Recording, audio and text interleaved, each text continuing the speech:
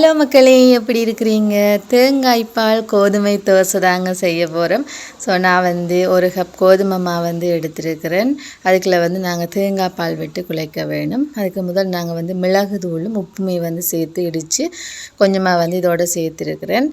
So எல்லாத்தையுமே சேர்த்து mix பண்ணிவிட்டு சூப்பர் டேஸ்டியாக இருக்கும் இந்த தேங்காய் பால் கோதுமை தோசை. யாருக்கெல்லாம் பிடிக்கும்னு சொல்லி மறக்காமல் கமெண்ட் பண்ணுங்க.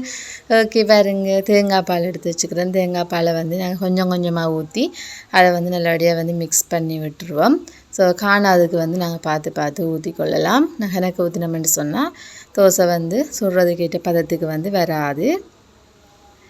ஓகே பாருங்க, அப்படியே குழைச்ச மண்டா இன்னும் காணாது. இனிமே கொஞ்சம் தேங்காய் பாலை இதுக்குள்ளே சேர்த்துடுவோம். ஓகே, சேர்த்து நல்லபடியாக மிக்ஸ் பண்ணுவோம். சூப்பராக இருக்கும். எங்களோட ஏவிஎன் சேனல் பிடிச்சிருந்தால் மறக்காமல் சப்ஸ்கிரைப் பண்ணி வச்சுருங்க.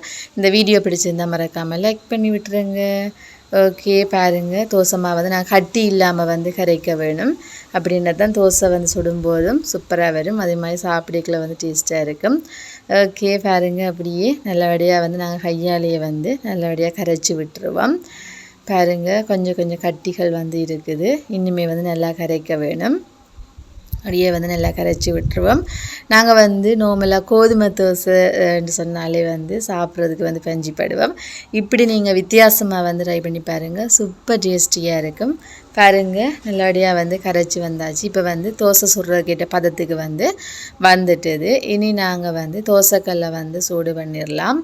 ஸோ தோசைக்கல்லை சுட பண்ணிவிட்டு நாங்கள் நெய் நான் சேர்த்துக்கொள்கிறேன். நல்ல நெய்லையும் சுட்டுக்கொள்ளலாம். செம்ம டேஸ்ட்டாக இருக்கும். பாருங்கள், நெய் சேர்த்து நெய் உருகின பிறகு நாங்கள் தோசை மாவு வார்த்து தோசை சுட்டுக்கலாம். எங்களோட ஏவிஎன் சேனல் பிடிச்சிருந்தால் மறக்காமல் சப்ஸ்கிரைப் பண்ணி வச்சுருங்க. ஓகே, இன்னும் நிறைய சூப்பரான ரெசிபி வீடியோஸ் அதே மாதிரி ரவலிங் வீடியோஸ் நாங்கள் அப்லோட் பண்ணி கொண்டிருக்கிறோம். ஸோ சப்போர்ட் பண்ணுங்கள். பாருங்கள், இப்படியே நாங்கள் தோசை மாவு வார்த்துட்டு அதுக்கு மேலே கொஞ்சமாக நெய் சேர்த்துக்கலாம். அப்படியே நெய்யை சேர்த்து நாங்கள் அப்படியே பரவி விட்டுருவோம். அப்படியே மொறுப்பாக இருக்கும். நாங்கள் கொஞ்சம் நேரம் விட்டோம்னு சொன்னால் மொறுப்பாக இருக்கும்.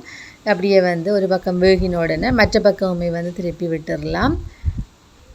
சூப்பரான மொறு தோசை எங்களுக்கு கிடைச்சிடும். தேங்காய் பால் கோதுமை தோசை நீங்களுமே வீட்டில் ட்ரை பண்ணி பாருங்கள். இதை நாங்கள் சிக்கன் குழம்போடு இல்லாட்டி வேறு எதுவும் குழம்போடு சாப்பிடும்போது செம்ம டேஸ்ட்டாக இருக்கும். ஓகே, இன்னொரு சூப்பரான வீடியோவில் மீட் பண்ணலாம். அதுக்கு முதல்ல எங்களோட சேனலை சப்ஸ்கிரைப் பண்ணாதவங்க மறக்காமல் சப்ஸ்கிரைப் பண்ணுங்கள். ஓகே, சூப்பரான வீடியோ பண்ணலாம். அண்டில் தென் பாய்.